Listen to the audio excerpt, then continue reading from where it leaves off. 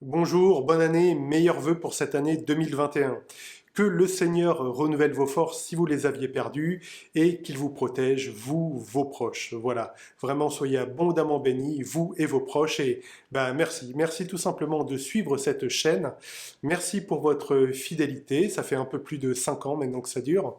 C'était La Colombe TV, là c'est In Principio depuis 2 ans et demi. Merci beaucoup pour votre fidélité. On va en venir au sujet du jour. Le sujet du jour, c'est justement la politique et la chrétienté et ce que ça fait bon ménage. Mais avant ça, quelques nouvelles de la chaîne parce que vous regardez un vlog et un vlog, ouais, ça sert à ça. Si vous l'aviez raté, le dernier épisode en date sur l'historicité de Jésus est en ligne. Donc c'est l'épisode In Principio du mois de décembre. Et voilà, donc vous retrouvez ça dans la description, dans les fiches. N'hésitez pas à aller faire un tour. Il y a l'épisode d'avant qui est un peu timide au niveau du nombre de vues, alors qui est sur un sujet un peu difficile, hein, c'est sur l'avortement, justement, sur l'avortement, mais qui est abordé sur un angle, je trouve, assez intéressant au niveau apologétique, justement pour vraiment défendre la position orthodoxe, mais sans être complètement bourrin. Voilà, c'est un épisode qui donne pas mal d'éléments, je trouve. Voilà, donc vous trouvez ça aussi dans les fichiers en description. N'hésitez pas à aller voir. Les nouveautés de la chaîne, ça va être dès le mois de janvier, dès ce mois-ci, donc le nouvel épisode, le 5e de la 3e saison In Principio, qui sera sur le thème la fin du monde. Voilà, on abordera la fin du monde justement avec beaucoup de choses qui sont dites dans l'écriture et beaucoup de choses qu'on entend par ailleurs. Du coup, on va traiter de l'eschatologie chrétienne, vraiment, comparée à tout ce qu'on peut voir ici et ailleurs sur la fin du monde. On va voir est-ce qu'il faut être inquiet, est-ce qu'il faut suivre les signes des temps, est-ce que certains d'entre nous seraient des meilleurs sentinelles que d'autres pour prédire ce genre de choses. On sait que certains youtubeurs en sont quand même à leur 6 ou 7e annonce de fin du monde et à chaque fois la date n'arrive pas. Donc lol, quoi, voilà. On va parler un peu de tout ça dans cet épisode. Je sais pas comment je vais l'appeler encore, voilà. Les chrétiens, non, les chrétiens face à la fin du monde, c'est un peu kitsch, j'en sais rien. Bref, à suivre dès ce mois-ci, le dernier vendredi du mois, en principe, épisode In Principio, le 5e, sur la fin du monde. Une autre nouveauté qui va arriver, alors peut-être plus courant février, courant mars, en fait je vais proposer des petites vidéos d'introduction à savoir quel matériel acheter, si on veut se lancer tout simplement dans le, alors j'allais dire le vlog chrétien entre guillemets, non, ou j'allais dire aussi dans le YouTube game, mais disons à se lancer sur une chaîne chrétienne. Alors bon, il y a beaucoup de choses, on va pas trop parler de doctrine, mais déjà comment faire pour s'enregistrer proprement avec un téléphone, quel micro acheter, comment placer son micro, etc. Bref, peut-être certains d'entre vous ont à cœur, peut-être en projet de commencer tout simplement une chaîne chrétienne sur YouTube. On parlera quand même un peu de l'aspect, j'irais l'aspect moral, parce que certes on dit on fait une chaîne, c'est pas pour plaire au monde et tout, mais on veut pas non plus avoir une chaîne à 10 ou 20 abonnés au bout d'un an, quoi. On veut quand même qu'elle se développe. Voilà, du coup on va parler un peu de ça. Alors c'est pas, je suis pas le, comme je dis souvent, je suis pas Cyprien ou Norman avec des millions, des millions de vues. Hein, voilà, moi-même j'ai la grâce, voilà, d'avoir 1300, 1400 bientôt abonnés, donc encore un grand merci. Mais c'est déjà une petite expérience, donc je vais retransmettre ça et c'est des vidéos qui vont sortir sur la chaîne, tout simplement, pour celles et ceux qui sont intéressés. J'en profite pour faire encore la promotion de la chaîne Théotemple, donc c'est la chaîne de théologie systématique réformée du groupe Vous êtes le Temple, donc du groupe des églises de Mantes-la-Jolie, Cergy, Dreux et Saint-Germain. Je vous laisse les vidéos, là, vous retrouvez ça dans la description, dans les fiches. N'hésitez pas à aller voir, et justement, on a vraiment monté, notamment sur ces série de systématiques, de théologie systématique, on a monté quand même les exigences en termes de vidéos. Donc là, c'est vraiment des vidéos prises au réflexe avec un vrai éclairage en 3 points, enfin en 2 points plus un point naturel.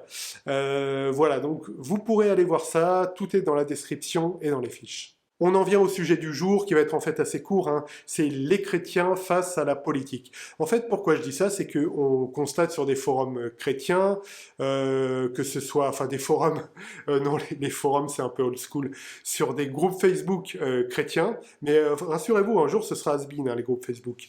On rigole beaucoup des forums en disant, ouais, ça c'est les vieux, c'est les millennials et tout, qui sont sur les forums, mais vous verrez. Les fanzines, vous savez, les fanzines étudiants ont été obsolètes, les forums ont été obsolètes, bientôt les groupes Facebook seront obsolètes. Donc les jeunes, rigolez pas. Mais bref, on voit beaucoup de commentaires chrétiens sur diverses choses politiques. Alors, le thème était prévu, hein, les chrétiens et la politique, mais en revanche, là, j'enregistre un jeudi et on est là le lendemain, en fait, des événements de, j'allais dire des événements de Chicago. Je sais pas pourquoi Chicago c'est un peu l'archétype de la ville de gangster, mais non, des événements de Washington, justement avec des émeutes, hein, et le Congrès qui a été envahi le jour où le Congrès devait, je crois, alors je suis pas spécialiste en droit américain, en droit constitutionnel, mais le jour où le Congrès américain devait valider l'élection de Joe Biden. Et on a vu beaucoup d'images de manifestants trumpistes, donc pro-Trump, avec des croix. Voilà, en gros, Trump, ce serait le candidat chrétien et versus Joe Biden, le candidat sataniste. Alors ça, c'est qu'un exemple, parce qu'on voit énormément de revendications au nom du Christ, et parfois c'est des revendications politiques régionales. Je pense à tout le mouvement, alors qui est un peu, je vais dire le mouvement atlantique, parce qu'on ne peut pas dire que c'est juste la Vendée, parce qu'il y a aussi un mouvement très breton et très vendéen, vous savez, un peu les valeurs de la France à la suite de De Villiers, voilà, en mettant en avant donc la foi chrétienne. À titre personnel, tout ce qu'on a dit, que ce soit justifier des manifestations, tout ça au nom du Christ, que ce soit justifier le retour de la France éternelle, fille aînée de l'Église, vous savez, en mode très vendéen ou très Braisato ou je sais pas quoi, là, les trucs bretons, en fait, je trouve que c'est presque une rupture du commandement qui dit de ne pas appeler le nom de Dieu en vain. En fait, on peut évidemment prononcer le nom de Dieu, on prie Dieu. Jésus, voilà, donc Jésus a pleinement révélé qui était le Père, et évidemment par l'Esprit Saint, on est à même de comprendre la parole de Dieu. Mais mettre Dieu à toutes les sauces et surtout pour servir une cause, c'est là où on va trop loin. En gros, on a à servir Dieu, on est des serviteurs, et en plus des serviteurs inutiles qui ne sommes rachetés que par grâce. Du coup, quand on fait l'inverse, à savoir qu'on utilise le Christ, en gros, pour être mis sur une bannière politique, là, on est sur un terrain vraiment glissant, et je pense que, alors c'est un avis personnel, hein, mais bon, c'est de toute façon, c'est sous un format vlog, donc ça se veut libre sur le ton, et ça se veut complètement non sourcé et peu rigoureux, hein. Donc voilà, faut pas faire de procès d'intention sur le format. Les choses qui sont plus sourcées et plus travaillées dans le discours, c'est les épisodes in principio. Le vlog, c'est vraiment à bâton rompu. Voilà. D'ailleurs, n'hésitez pas à réagir, hein. Je suis désolé. Ah, pardon, c'est ma montre qui s'est mise en route, je ne sais pas pourquoi. Ouais, bon, paye ta digression. Qu'est-ce que je disais? Ok. J'en étais à la j'en étais à la politique. Oui, voilà, c'est une utilisation, je trouve, fallacieuse du nom de Dieu, d'utiliser le nom de Dieu au service de son idéologie. Et on voit ça dans énormément de choses. Par exemple, il y a eu des mouvements, et il en existe toujours, et je connais toujours des personnes qui, en gros, voudraient faire croire que certains mouvements politiques sont plus christo-compatibles que d'autres. Alors, d'un certain côté, c'est vrai qu'un mouvement politique qui promeut vraiment l'avortement à outrance, qui promeut des choses comme ça, qui fait vraiment une promotion, comment dire, une promotion très active du mariage pour tous, cette chose comme ça, c'est vrai que c'est pas trop, comment dire, c'est pas trop compatible avec une foi chrétienne. Cependant, il ne faut pas en déduire que les autres mouvements sont des mouvements entièrement chrétiens, quoi. Et c'est justement ça qui me fait, enfin, pas qui me fait peur, hein, ça, pour tout dire, ça me fait plus rigoler qu'autre chose, mais c'est ça qui me fait tiquer, si vous voulez, dans l'utilisation que certains ont du nom de Dieu et de l'identité chrétienne. En fait, ils ne sont pas revêtus de l'identité de Christ, mais ils utilisent l'identité chrétienne à leurs fins politiques. Et parfois, dans ces mouvements, dans tout ce qui est tous ces trucs bretons, alors je dis breton parce qu'ils se revendiquent eux-mêmes, hein. Il y a le truc Braisato, Braise, je sais pas quoi. Désolé pour l'accent breton, je ne suis pas du tout breton, donc il est pourri, mais voilà, vous m'avez compris. Que ce soit ça, les trucs vendéens, il y a des grosses revendications nationalistes assez nauséabondes, hein, derrière. Vraiment, il y a des choses on peut presque sentir une pureté, en gros la pureté de la race française issue de l'Église, voilà. Et la France étant fille aînée de l'Église. Alors c'est vrai, on va pas le nier, il y a dans l'histoire de France un lien fort entre l'Église catholique et l'État français. C'est vrai, bon, il y a eu des événements importants, hein, comme le baptême de Clovis, les positions qu'avait Charlemagne, alors bon, qui ne seraient pas prises comme des positions papistes compatibles Vatican II, hein, mais voilà. Bref, il y a eu beaucoup d'éléments dans l'histoire française qui ont fait que l'Église a souvent été liée à l'histoire française. Il y a eu la prêche pour prêcher la croisade qui a été faite dans Notre-Dame de Paris, alors en construction. Donc on voit que cette identité et ce fait que l'Église est liée à l'histoire de France, c'est pour le meilleur, parfois. Il y a un patrimoine qu'on ne peut pas négliger, il y a une culture qu'on ne peut pas négliger, il y a des auteurs chrétiens qu'on ne peut pas négliger, hein. Notamment, je vous invite à aller voir dans les vidéos, j'avais fait un pop culture spécial le Graal et tous les mystères, où je parle, alors bon là c'est un peu un titre putaclic, mais la vidéo est assez sérieuse, notamment de Chrétien de Troyes. Voilà, Chrétien de Troyes avec toute la symbolique du Graal. Donc il y a de très bonnes choses, hein, sur ce lien entre l'Église et l'État. Donc ça c'est pour le meilleur, mais c'est aussi parfois pour le pire. Oui, c'est avec ce lien qu'une croisade a été prêchée dans Notre-Dame de Paris. C'est aussi ce lien où il y a eu des choses comme les dragonnades du temps des guerres de religion, où il y a eu la Saint-Barthélemy, voilà, j'en passe, c'est des meilleurs. Voilà, donc je trouve, pour me résumer, je sais même pas si c'est résumé, c'est vraiment là une discussion, j'ai pas de, là il y a pas de prompteur, il y a que dalle, hein.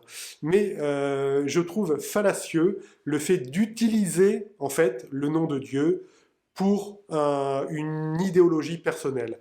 Et in fine, je pointe une des choses les plus dangereuses, là je trouve dangereuse, au monde, même au monde de tout l'univers, c'est l'idéologie. Parce que l'idéologie, c'est gentil et ça paraît même valorisé, avoir une idéologie. Alors, faut pas me faire dire ce que j'ai pas dit, je dis pas qu'on doit pas avoir de valeur, tenir à des choses, s'engager, hein, pas du tout, même pas du tout. Et même, je dirais que la Bible et le christianisme bien compris ne fait pas de nous des gens qui ne s'engagent pas. Mais je parle de... Je parle de quoi d'ailleurs? En revanche, l'idéologie devient vraiment nocive quand elle est valorisée et quand on met les choses au service de cette idéologie. Et là, ça devient vraiment nocif.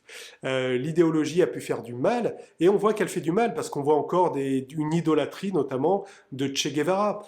Che Guevara, alors vous pouvez vous renseigner, alors oui, il y a cette photo un peu iconique, mais Che Guevara est un meurtrier. En fait, si on regarde ce qu'a fait Che Guevara, l'œuvre de Che Guevara est d'avoir été anti-chrétien au possible, euh, même d'y avoir pris plaisir, vraiment avec, vous savez, les babines frétillantes de sang quand il fallait massacrer des opposants. Et Che Guevara, en fait, est un meurtrier. Voilà. Mais il y a une idéologie qui fait dire que finalement c'est cool, on peut avoir un t-shirt de Che Guevara. Prendre une idéologie et mettre au service le Christ, faire en sorte que le Christ soit au service de cette idéologie, c'est aller évidemment dans le mauvais sens. Le bon sens semble être plutôt de se conformer à ce que dit notre Seigneur dans sa parole. Et évidemment qui doit être interprété dans son contexte et où il doit y avoir un sens pastoral pour une saine application, bien évidemment. Je suis pas en train de vous dire qu'il faut être un gros bourrin en mode fondamentaliste. Encore que, fondamentaliste, c'est presque, à la limite, je pourrais me dire fondamentaliste en fait. Ce qu'il y a, c'est que fondamentaliste est devenu un peu comme un, comment dire, un taser intellectuel. Voilà. En gros, certaines franges libérales, bon, j'en profite pour dire que c'est dit dans les textes et dans la description, mais j'en profite pour dire que les propos ici n'engagent que moi et pas les institutions pour lesquelles je travaille, évidemment, et ou pour ni n'engagent pas l'Église dans laquelle je travaille, évidemment. Mais bref. Le camp libéral nous envoie parfois un peu comme un taser, vous êtes fondamentaliste. D'ailleurs, je l'ai bafouillé, comme un coup de taser, là. Voilà. Donc toi, tu es fondamentaliste. En gros, ça clôt le débat. Ça clôt le débat. Ça veut dire, je peux pas discuter avec toi, et j'ai même pas discuté avec toi. Je te dis, tu es fondamentaliste, ça s'arrête là. Mais c'est qu'un taser idéologique, en fait, parce que en fait, on est censé être plus ou moins fondamentaliste. Alors, je m'explique. On n'est pas censé être fondamentaliste comme la caricature du fondamentaliste qui est fomentée par le camp libéral. Mais on est censé être fondamentaliste en ce sens que la parole de Dieu est quand même la parole révélée. Voilà, du coup j'ai fait plein de coupes dans la vidéo, donc en fait je sais même pas si mes propos sont clairs. Mais bon, j'avais envie, ça faisait un moment que j'avais pas fait de vidéo, donc voilà. Voilà, je vois le timecode qui est à 18 minutes avec le montage, ça va peut-être faire 15 ou 16 minutes.